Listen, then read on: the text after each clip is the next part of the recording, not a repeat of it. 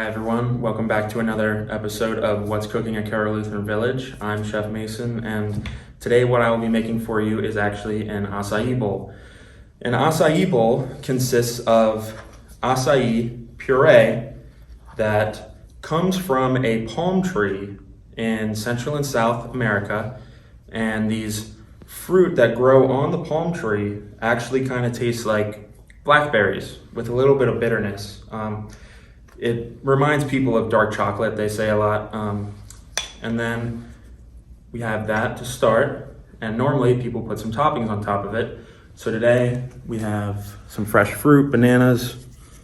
Put that on there. Some strawberries. Spread those out, make that look nice. Nice. All right. And this fruit is actually very good for you. It has a lot of healthy acids and fats, omega-3s, omega-6. It also comes to America frozen, but you can get it fresh and eat it in the berries. All right, there's some toppings, some coconut shavings, and there we have it, an acai bowl.